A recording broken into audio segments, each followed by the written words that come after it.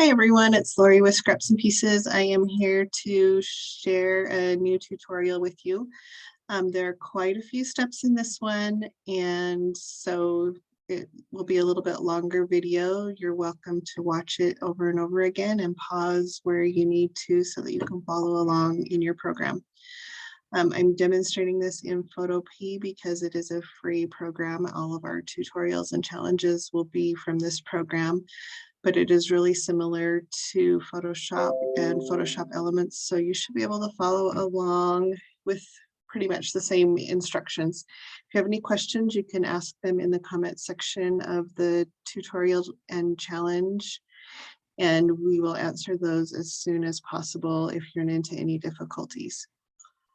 So what we're doing today is we're going to learn how to do a stencil. And I saw this layout that you can see on my screen online and thought that it was interesting to try to figure out how to do. So I played with a few different things and I'm going to show you how I did it. I'm sure there are additional ways to do this same effect if you're interested. So this is the sample and we're going to follow along. I'm going to teach you how to install brushes into the program because you'll need a brush. I'll put the link to the free brushes that I'm using in the comment section of this tutorial as well, so that you've got those available to you.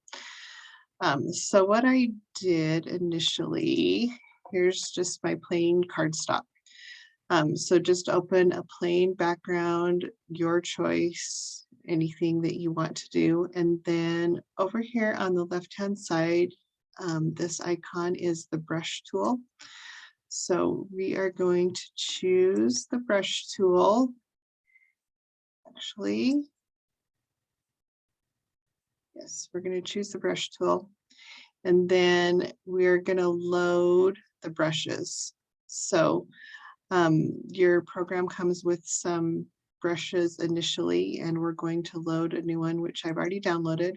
So you'll need to make sure you download it from the site that I share with you. And then you'll go up here. Once you've chosen your brush tool, go up here to the little drop down, and then go to this arrow with this drop down to load the brushes.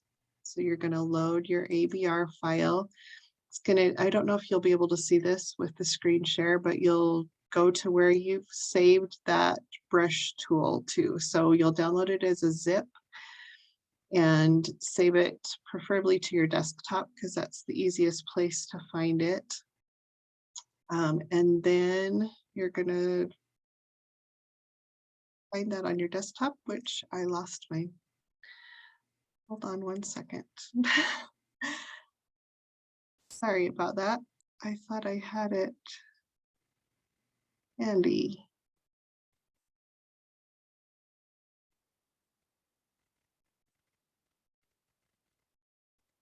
Okay, sorry about that. So I found that and I'm going to click OK, and it's going to tell me that the brush is added. So now when I go up here to where my brushes are, it's got all of these dispersion brushes. So you can see all of the different brushes that it loaded. So now that we've got those loaded, we're going to also learn how to use our shape tool. So over here on your left-hand side, you're going to find your shapes, which is probably showing as a rectangle currently on your screen, and you're going to go down to custom shape. So it's gone to our shapes. Then we're going to go up here to our shape drop down, and it's going to bring up all the shapes that are preloaded on the program. And there are other shapes that you can find on the internet that are free that you can use. You don't have to use the heart like I'm using in this example. I think it would be cute to use. One of the arrows would be fun to use for this tutorial. And depending on what your layout is, there's plenty of different options to choose from. So I'm just going to scroll through here. The star would be cute. Anyway, you can just choose what you want. I'm going to go back and I'm going to choose this heart. So there's an outline heart and there's a solid one. I'm going to choose the solid heart. And then I'm going to add a new layer over here in my layer palette. So click on this to add a new layer. And then I'm going to draw a heart on my page. So if I hold down my shift key, it will stay in proportion. I actually want this one to be a little bit fatter. So I'm going to not hold my shift key down so that I can make it a little bit wider for what I'm trying to do. Okay, so I've got my layer, and then you're going to need to rasterize that layer. So you're going to right click over on that layer. See it over here. You're going to right click on it, and then you're going to choose rasterize. And so you can see my heart on there, and we're just going to leave it in that obnoxious color for right now, so that you can see how to do this tutorial. So then I'm going to go back and I'm going to choose my background layer again, because I want to make my brush splatter on that background layer around the heart. So I'm going to leave my heart showing so that you can see where you're putting your brushes. And then I'm going to go and choose my brush. And you can play with the size of your brush.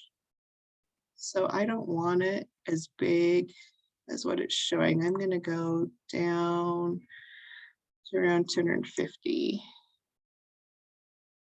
My brush. Actually, that's still, oops, it didn't. 250. Okay, so that is too small. You can't really see it on the screen, but I'm going to go back. I'm going to go on the size. And just go back and forth between your screen so that you can see what size it's increasing to. So I'm at 967, so around 1,000-ish on that one. And you can choose any of these brushes. They all have a different splatter pattern, and you might want to play with a couple of different ones. So I'm going to come back to my layout, and I'm going to start clicking for your color. Sorry, if you want something other than white, you can go to your color picker, which is right here over on the left where it shows the white back, the white for your forefront color. So I'm gonna leave this on white, and then I'm just gonna go around my heart outline and splatter all the way around. So you're just gonna click, and if you click in the wrong place like that, Control Z will undo that. That's the shortcut. I'm actually gonna do a couple of those because I kind of went out too far. What I was looking for on that. If you decide a different one, kind of went out too far on that one as well, so I'm going to undo that. Decide you want a different brush. Just go back up here to your brush tool again and choose any of these other ones. Again, your size is going to be big, so you'll want to go back down on that. And then just come back, and if you want to fill in a little bit more in a few spots, you can with a different brush. Looks like that's not very even there. Okay, so now I've got my splatters, and I've still got this obnoxious red that I had before that showed where your mask is. So if I go over here to turn the little eyeball off, you can see all my splatters. But I'm going to leave that layer here because we're going to need to cover that with our paper. So I'm going to go to File, and I'm going to open my paper again. And you're not going to be able to see this with my screen share, but just browse to where your paper was that you used before. So your same one. So now I've got my plain cardstock. I'm going to choose my Move tool. And I'm going to drag this paper up here to my layout. So you can see it's underneath my heart and I need it on top. So I'm going to drag my layer above. So just go over here to the layer palette and drag that background layer so that it's over the top of your heart. Then you're going to right click and tell it to do a clipping mask, which clips it to your paper, and then you've got it and you can complete your layout. You don't have to do something this big if you don't want it to take up your whole background. Like I said before, I think that little arrow would be cute to splatter, paint splatter around, and just do like a couple of little arrows on your page, or really anything. If you've got any questions, ask them in the group and we will get those answered. Hopefully this all made sense to you and you will be able to recreate this on your layout.